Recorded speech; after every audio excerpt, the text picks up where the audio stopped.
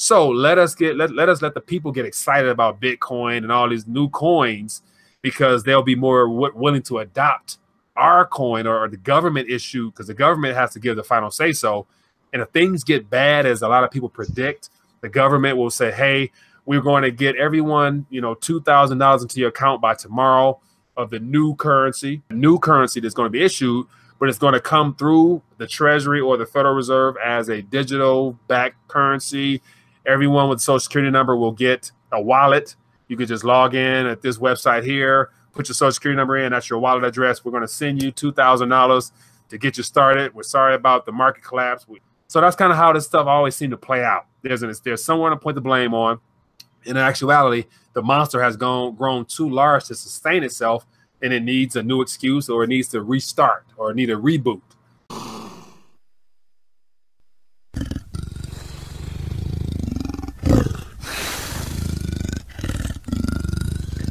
Okay, we are hosting tonight a person. This is the second YouTuber that I've really followed for a while that I've managed to get on the channel. The other one was Ben Boyce, who's more talking about postmodernism and college campuses. This is probably as not postmodern of a guest as you can get. This guy is pretty much talking brass tacks, financial news. Please welcome Mike from Rethinking the Dollar. Ramon, thank you for having me on your show. Looking forward to some good chit chats and good back and forth tonight. So thanks for having me on. And I think it's a good change of pace, because a lot of times we talk too much about politics on my channel. Also talk a little about religion, talk about sports, but we don't talk enough about the actual markets.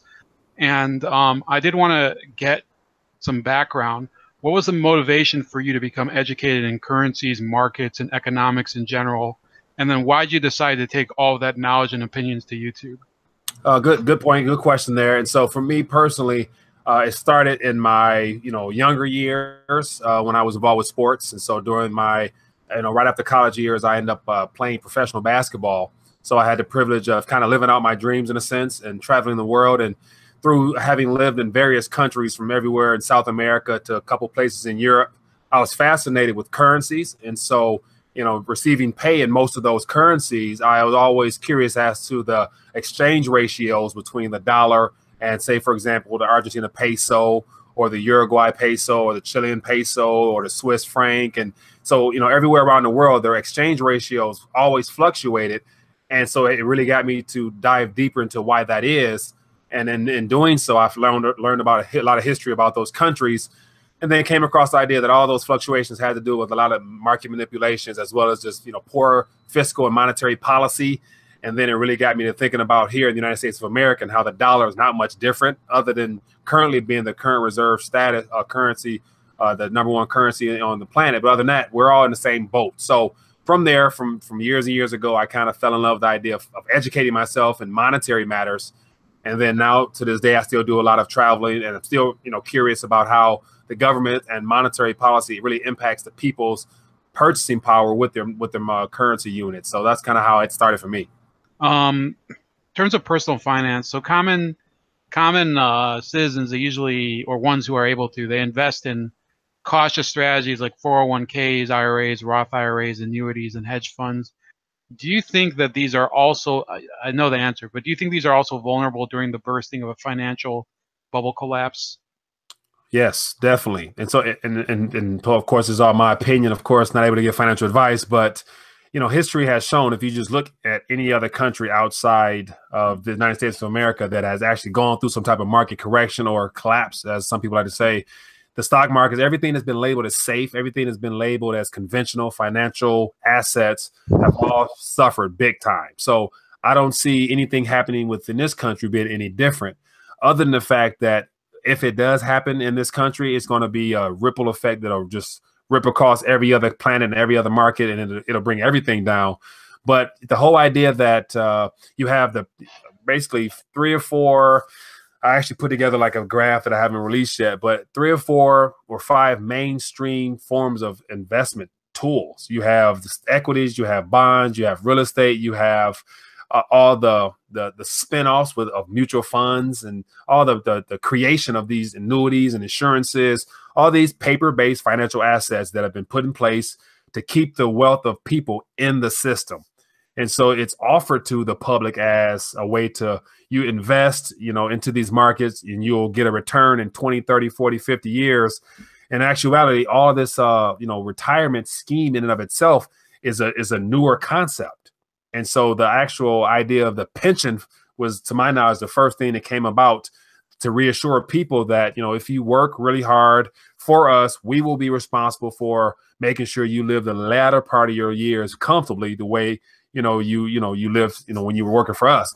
But then that was all shifted with the ERISA Act of 1974. So it went from basically the companies taking responsibility for their employees to now it's shifted to the people. And so you factor in the fact there's no financial education or monetary literacy ever taught in school by design. Most people don't know how to even take care or balance their own checkbooks or debit cards nowadays. But so to shift that level of responsibility onto people in the form of a 401k, 403b, or anything like that is not very safe. And then it's all tied into the markets. That's all, as a lot of people say, are rigged, and they're being propped up by all this easy money from this last hiccup we had. And that's one thing that really concerns me for the retirees and the baby boomers that's entering retirement right now, is the fact that they're not aware of the fact that, this part of their life, everything they saved up to this point is basically one market correction from evaporating. And so if you look at the Dow Jones charts, and it's amazing that if you try to Google the Dow Jones charts at any of the primary Google searches that pop up, it never gives you the full scale. It gives you a watered down version. It's very straightforward.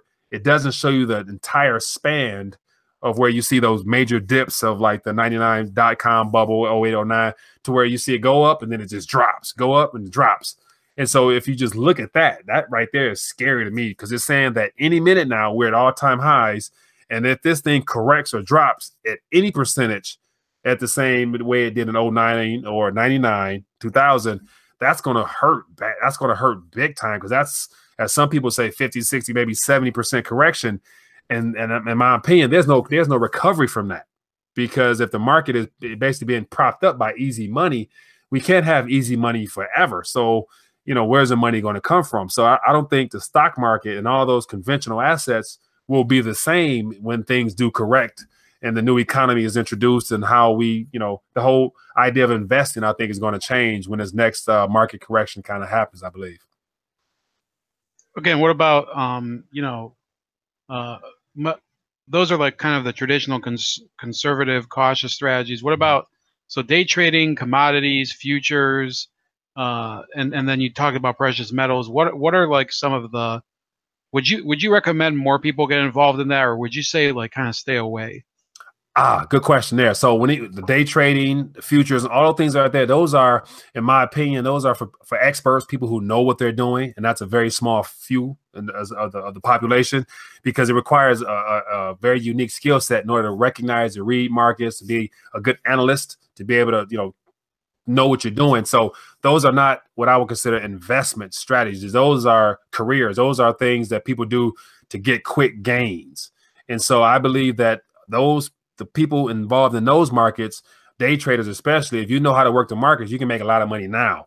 But yet, as far as looking ahead for your future, I wouldn't really say that's something that most people should play with, because, you can't really predict when any type of market is going to correct. And so in regards to the normal average person, I think you're better off.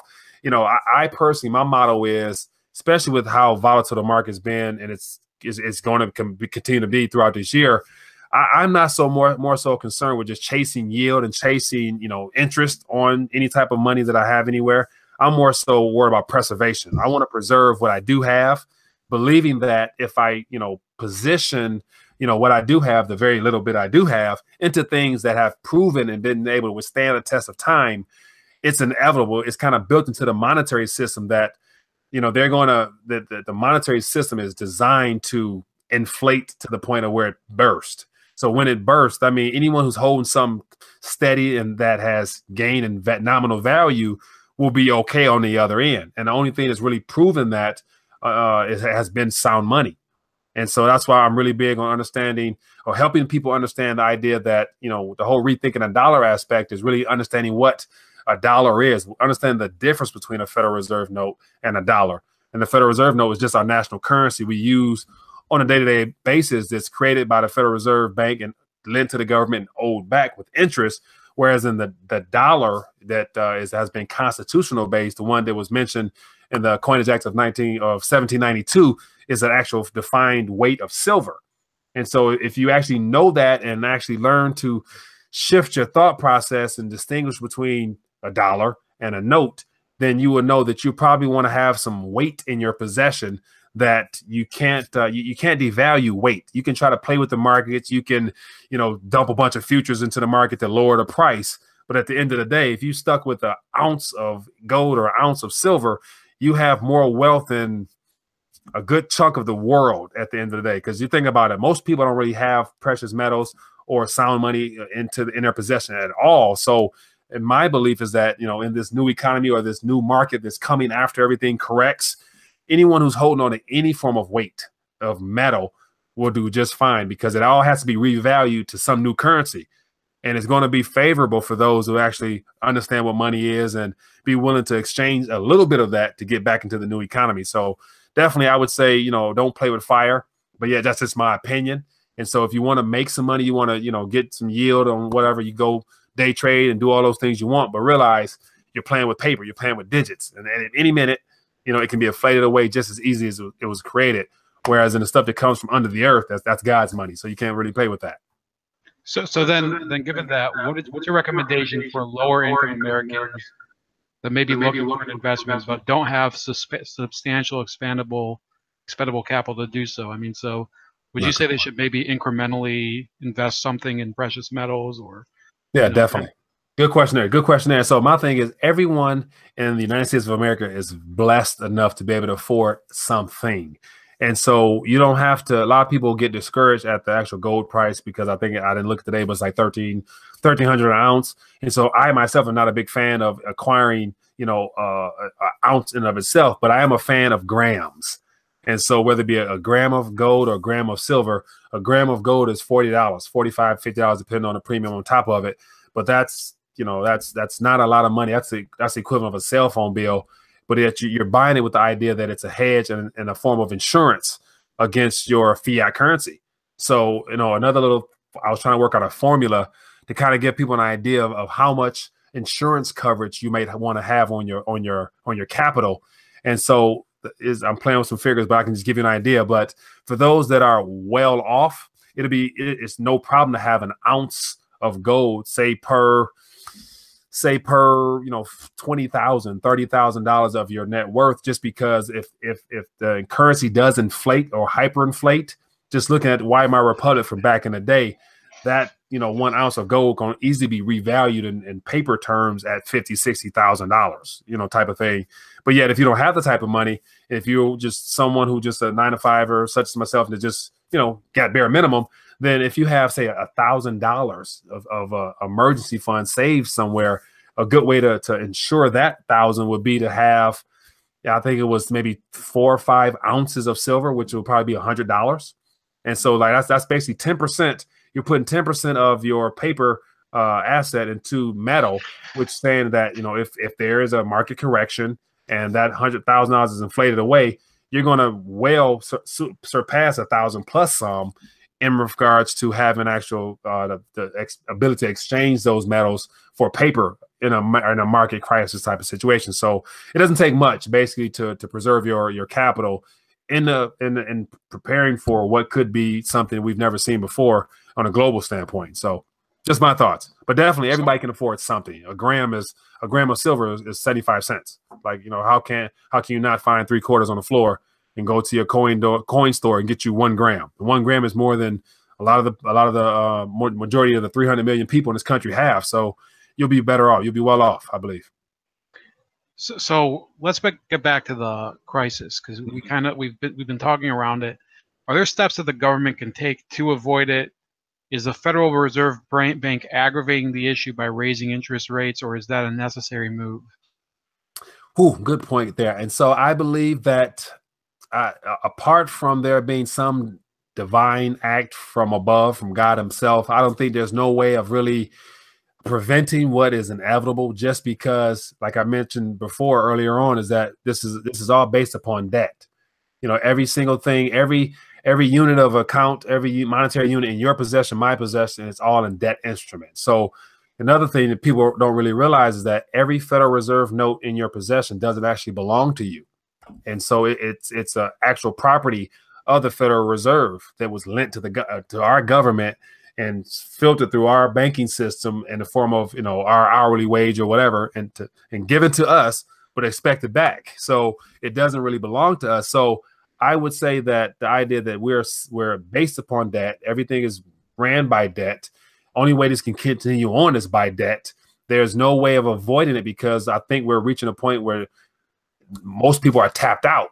As you see, you know, with the interbank lending, the chart everyone is putting up nowadays, even the banks aren't lending to themselves because they want to conserve their capital, just because they don't really trust that they get it back. So if people aren't borrowing, then they'll want the monetary base is not expanding, increasing.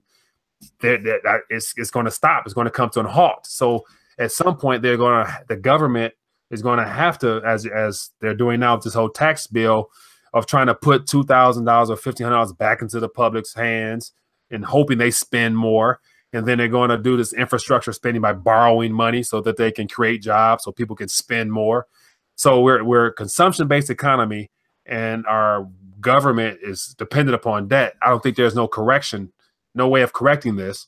And then on the Federal Reserve note, the whole idea of a central bank controlling the monetary supply and all the mandates they've been given, you know, they have pretty much ran the course of their experiment to the point where this is the first time, to my knowledge, of having a 100-year monetary experiment done by an institution that has basically drained the population of everything that we have. I mean, the fact that the Federal Reserve balance sheet consists of mortgage-backed securities. The Federal Reserve is the biggest owner of homes in our country. So not only during the crisis back in the 1934 timeframe with the Great Depression, you know, the Federal Reserve, and this is just to take it back a little bit, I found out that there was approximately, before the Great Depression started, there was maybe 30,000 commercial banks, those small private mom and pop banks that people had their savings in.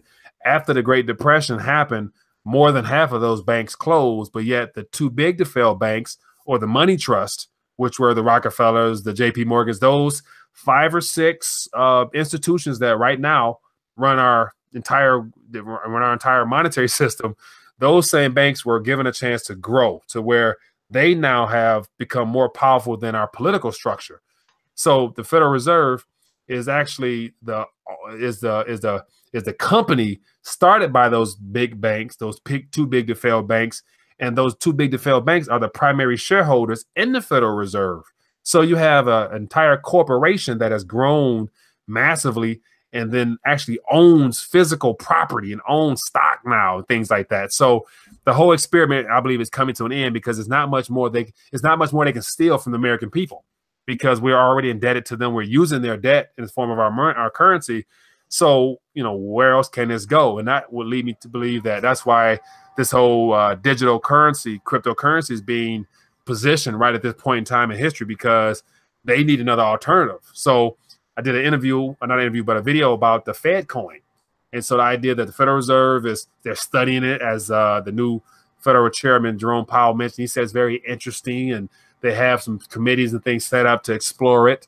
So to me, when I heard him say all that, I was basically saying that they already got something in plan, it's ready to roll. Now it's a matter of how do we introduce it. So let us let the people get excited about Bitcoin and all these new coins, because they'll be more willing to adopt our coin or the government issue, because the government has to give the final say so.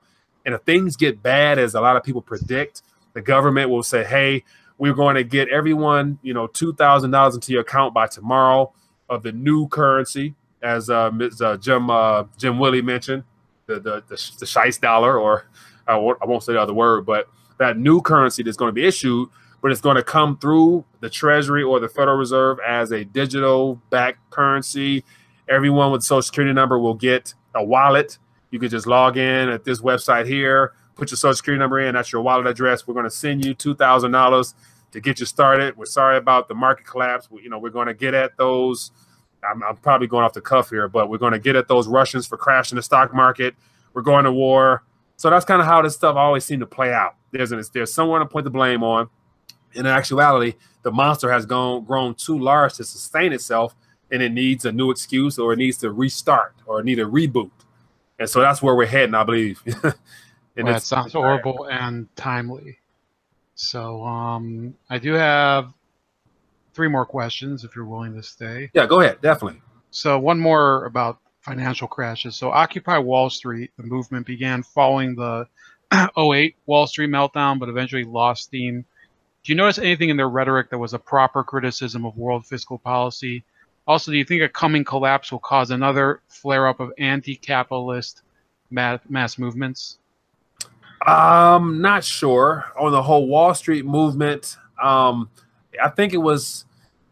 Let's see. Okay, so the whole anti-Wall Street and just the bringing Wall Street to the mainstream, as far as it being, as far as it being known that they run our political system, things like that.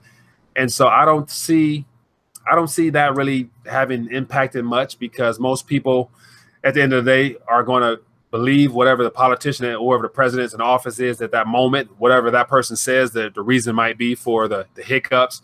So if I'm answering your question, if I remember the question correctly, the whole Wall Street movement, I think that's just a cover up, because Wall Street, the too big to fail banks on Wall Street are the biggest problems. And that was evident when the whole idea of the QE was meant to save and provide liquidity for those institutions that, so that was all a heist in and of itself.